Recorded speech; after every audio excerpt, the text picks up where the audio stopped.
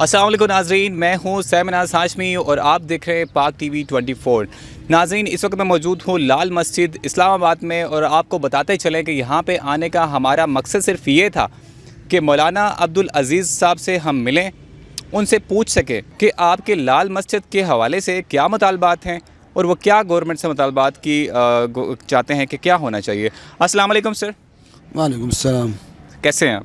الحمدللہ۔ بسم اللہ الرحمن الرحیم۔ پہلے تو میں معذرت چاہوں گا کہ میرا گلا خراب ہے، آواز اگر صحیح نہ آئے تو معذرت چاہتا ہوں۔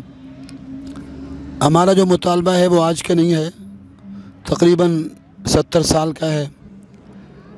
تقریباً 33 سال حضرت والد صاحب مولانا محمد عبداللہ شہید رحمۃ اللہ علیہ اسی مسجد میں یہ آواز بلند کرتے رہے کہ اسلامی نظام نافذ ہونا چاہیے، اسلامی نظام نافذ ہونا چاہیے۔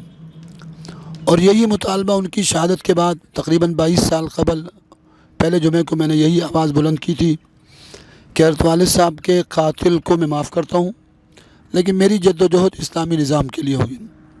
اور پھر اس کے بعد سن 2007 میں جو ثانیہ ہوا، میں جب رہائی ہوئی سن 2009 میں، تو پہلے جمعے میں نے یہی مطالبہ کیا تھا، میں تمام کرداروں کو معاف کرتا ہوں لیکن میری جد و جہد اسلامی نظام کے لیے ہوگی۔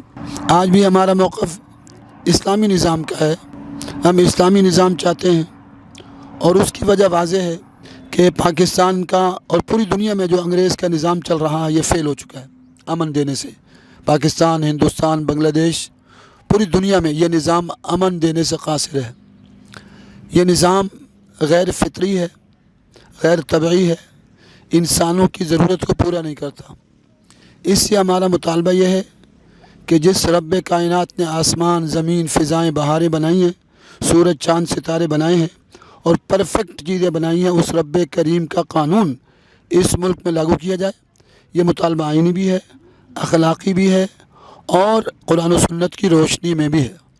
کشمیر ہماری شہرگ ہے، اور شہرگ نہ بھی ہو، انسانی حقوق کے تقاضے اور پھر مسلمانیت کے تقاضے، مسلمان ہونے کے تقاضے یہ ہیں کہ ہم ان کی مدد کریں۔ دنیا میں بڑی بڑی فوجیں دور دراز عورتوں پر ظلم ہوتا تھا حرکت میں آتی تھی۔ محمد بن قاسم دور دراز علاقے سے آئے تھے اور سندھ پہنچے تھے۔ معتصم باللہ 1000 میل کا سفر کر کے ایک بچی کو تھپڑ پڑنے پر عیسائیوں کے علاقے میں پہنچے اور وہ علاقہ فتح کیا اور اسلامی نظام نافذ کیا۔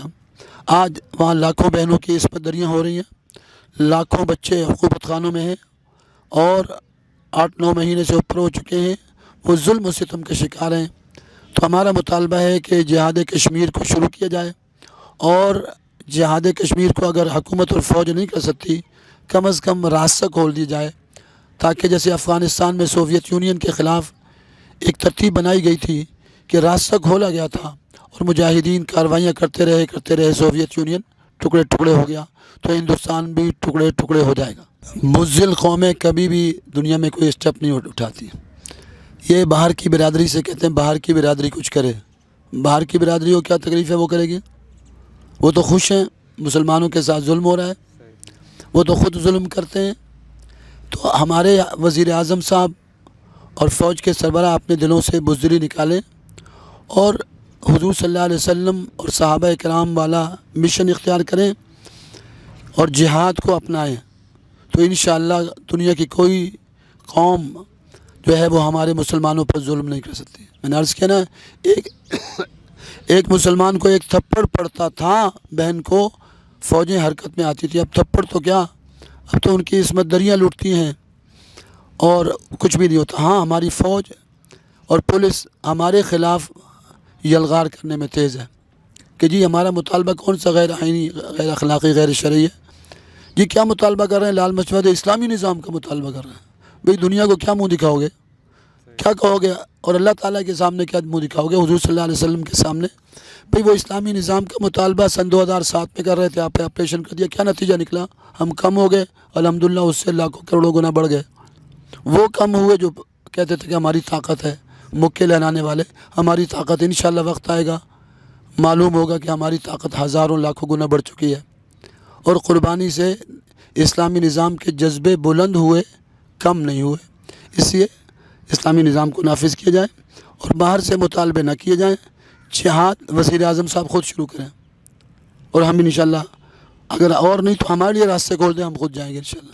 کہ ایسی کیا وجہ ہے کہ آج تک آپ کا یہ لال مسجد کا مسئلہ جو حل نہیں ہو سکا؟ آپ کے نظریے کے مطابق گورنمنٹ آپ سے کیا چاہتی ہے؟ گورنمنٹ کا اپنے مطالبات آپ کے نزدیک کیا ہیں؟ گورنمنٹ یہ چاہتی ہے کہ لال مسجد میں کوئی ایسا خطیب ہو جو حکومت کے جیسے وہ کہے تقریریں ویسی کرے اور حکومت کے لیے مسئلے نہ ہوں. اور یہ ہمیشہ سے رہا ہے. آج پورے ملک میں وہ یہ چاہتی ہے کہ لکھے لکھائے ان کو خطاب ملے یا ان کی مرضی کا بیان ہو. چونکہ میں ان کی مرضی کا بیان نہیں کرتا, اس سے کہتے ہیں آپ ہمیں قبول نہیں. تمام امت مسلمہ کے لیے ہے کہ آپ کو اسلامی نظام کے لیے اٹھنا ہوگا. یہ سارے نظام فیل ہو چکے ہیں. اللہ کی ہر چیز پرفیکٹ لا ریب لا شک ہوتی ہے. اس کی آنکھوں کا بنایا ہوا سسٹم, کانوں کا سسٹم, دل کا سسٹم, گردوں کا سسٹم, سورج ستارے, پھلوں سبزیوں کا سسٹم پرفیکٹ ہے, لا ریب لا شک ہے. انسان ایسا نظام نہیں بنا سکتا. آنکھیں چلی جائیں ایسی آنکھیں نہیں بنا سکتا, کان چلے جائیں ایسے کان نہیں بنا سکتا, دل ختم ہو جائے ایسا دل نہیں بنا سکتا. تو انسان بہت کچھ کوشش کرتا ہے لیکن اللہ کے سامنے بے بس ہے. اس لیے ہمارا موقف یہ ہے, اللہ کا قرآن اور نبی کی حدیث پرفیکٹ ہے, لا ریب ہے, لا شک ہے. اس قرآن و سنہ کو عدالتوں میں نافذ کیا جائے. عدالتوں سے انگریز کا نظام ختم کیا جائے جس میں انصاف نہیں ملتا. سارا دجل و فریب آج عدالتوں میں ہو رہا ہے. ایک وکیل کو پتہ ہوتا ہے جھوٹا کیس ہے, وہ پیسوں کی خاطر جھوٹا کیس لڑکے اس کو پاک صاف کرنے کی کوشش کرتا ہے. اسے پتہ چلتا ہے قاتل ہے, زانی ہے, شرابی ہے, کرپشن کرنے والا ہے. اسی لیے جتنے ہمارے وزراء وزیر اعظم گرفتار ہوتے ہیں, کچھ دنوں بعد ضمانت ہوتی ہے, کچھ دنوں بعد ملک سے باہر ہوتے ہیں. ہمارے اربوں روپے کے اخراجات بھی ہو جاتے ہیں, ملتا کچھ بھی نہیں ہے. کیونکہ ان کے پاس وکیل ہوتے ہیں, اربوں روپے کے وکیل, کروڑوں روپے کے وکیل. ان کو سارے چور دروازے معلوم ہوتے ہیں کہ جو دروازے سے ہم نے نکالنا ہے اپنے موکل کو اور نکال کے لے جائیں گے. آج تک کسی کو سزا نہیں ہوئی. اس لیے ہم چاہتے ہیں کہ پاکستان میں قرآن و سنت کا پرفیکٹ لا ریب لا شک نظام نافذ کیا.